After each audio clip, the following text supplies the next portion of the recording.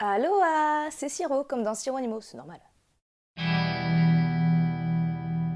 Alors aujourd'hui, je vais vous parler d'un drama, quelle originalité, qui s'appelle Love Alarm. Et c'est un drama coréen qui est sorti cet été, donc août 2019, et qui est disponible sur Netflix. C'est un drama qui dure que 8 épisodes de 50 minutes à peu près, donc ça se regarde facilement. C'est très joli, c'est très bien réalisé, la photographie est parfaite, il y a vraiment des super images, filmées des fois en hauteur, machin, les effets spéciaux sont top aussi. En ce qui concerne l'histoire de Love Alarm, c'est le nom d'une application que tout le monde a téléchargé dans un futur proche, qui est une application qui est reliée à notre cœur, bien entendu, et qui va dire dans un périmètre de 10 mètres autour de vous s'il y a des personnes qui sont amoureuses de vous, ça va faire sonner votre alarme, et si vous êtes amoureuse de quelqu'un, amoureux de quelqu'un, ça va aussi faire sonner son alarme. Donc voilà, c'est un petit peu un Black Mirror coréen, mais alors vraiment vite fait, parce que c'est juste une romance, un drama complètement standard en vrai, hein. C'est vraiment vite fait un Black Mirror dans le côté futuriste, application, les réseaux sociaux, l'internet dirigent notre vie, oh là là. Bon voilà. Et c'est vrai que ce drama pose un petit peu des questions et c'est un peu traité d'ailleurs dans l'histoire, des questions sur la vie privée, sur comment on ressent ça, comment le vivent les gens. Et je pense d'ailleurs que c'est un drama qui traite aussi de la dépression. Voilà, parce qu'on dit que c'est un sujet léger et tout, c'est vrai que c'est traité comme un truc léger, hein, c'est plutôt une romance, c'est mignon et tout. Mais il y a des côtés très sombres, il y a des trucs vraiment graves qui se passent, vraiment pas cool. Et même pour les protagonistes, voilà, on voit leur passé et on sent qu'en fait, ils sont un petit peu dépressifs pour certains, que c'est un peu la catastrophe. Enfin, vraiment, voilà, ils sont pas forcément heureux, ils ont des vies très dures, notamment l'héroïne, qui s'appelle Kim Jojo, qui est jouée par Kim So-young, qui est une actrice qu'on a déjà vue dans pas mal de dramas, elle est très connue, hein, enfin.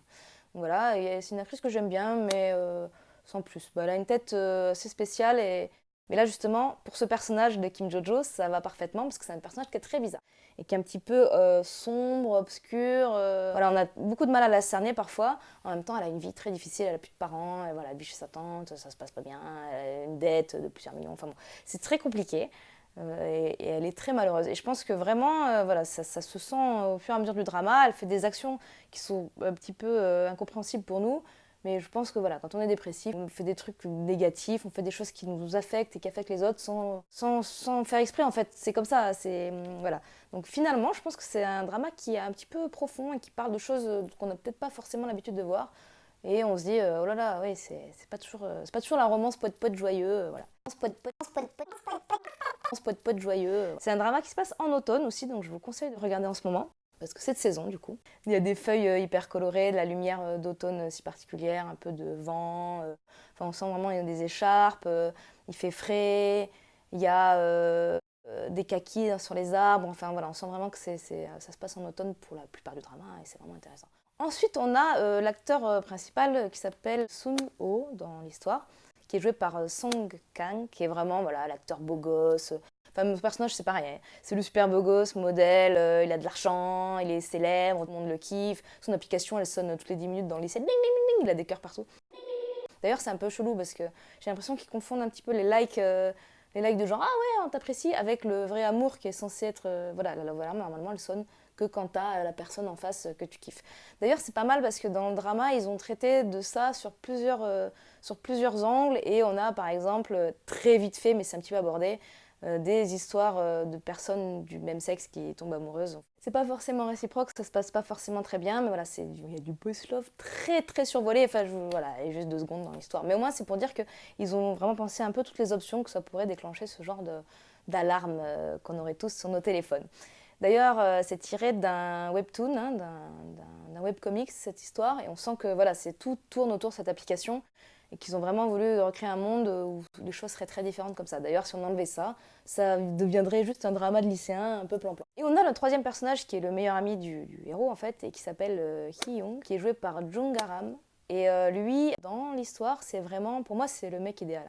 C'est le meilleur ami idéal, il est super cool, il donne sa personne, il aide tout le monde, il pense aux sentiments des autres, il fait gaffe. Bon, évidemment, il est amoureux de l'héroïne, hein, mais ça, on s'en doutait un peu aussi. Il fait tout pour que les autres soient contents et heureux, et enfin, vraiment, il est super cool. Après, comme il a une tête de mec lambda et que c'est pas le super beau gosse de la série, eh ben, tout le monde s'en fout, on est tous là, ouais, bah, c'est le meilleur ami.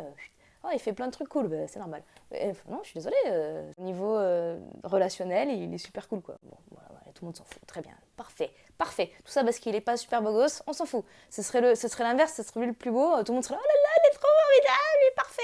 Ah, ça m'énerve. Bon. Ce qui qui est un petit peu convenu, c'est que dès qu'on voit les autres personnages, voilà, la meilleure amie, la peste, le geek du lycée, tout ça, très vite on se dit ah bah lui c'est ça, elle c'est ça, lui c'est ça. Enfin en fait il n'y a pas vraiment de suspense.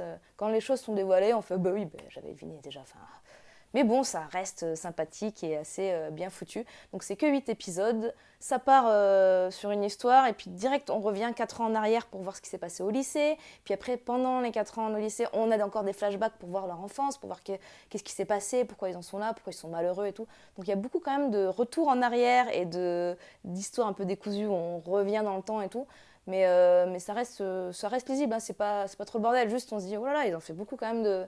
Oui, ben alors ça, il se passe ça parce que... Attendez, on va vous montrer, ça s'est passé 1000 ans avant. Le héros et la héroïne ont une espèce de coup de foudre, et ça, voilà, il y a une romance, mais moi je la trouve pas exceptionnelle, cette romance. Elle arrive un peu vite, un peu bancale, c'est un peu bizarre, même si elle est assez forte après. Il se passe plein de trucs et tout, mais je sais pas, je trouvais que tout le début, moi, ça m'a un peu... J'étais là, bon, ok, ouais. Tout est un peu prévisible et pas... On se demande un peu où ils veulent en venir. Après, bam, il y a le truc de vraiment le love alarm, les trucs négatifs qui reprennent le dessus et ça revient dans un truc un peu sombre et on se repose mille questions et qu'est-ce qui va se passer, pourquoi 4 ans après, et oh là là, il peut se passer tellement de choses, tellement de possibilités que bon, c'est assez complexe, mais voilà, ça reste léger, c'est sympathique. Et bien sûr, ça s'arrête en suspense pour une saison 2, donc on attend la saison 2 avec grande impatience, c'est quand la saison 2, c'est quand? On a hâte de voir la suite.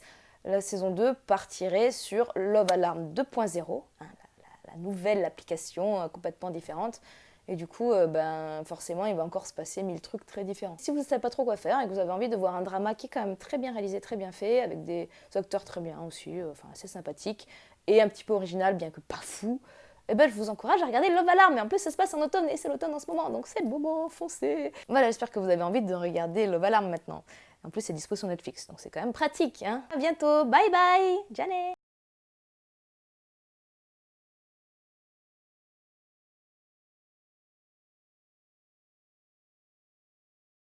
Ça, c'est BTS. On voit pas trop, mais c'est des trucs de BTS. Bien sympa. Attendez, je vais faire un zoom. Je vais faire un zoom, donc je vais aller décrocher ce téléphone sans passer. Regardez. Parfait.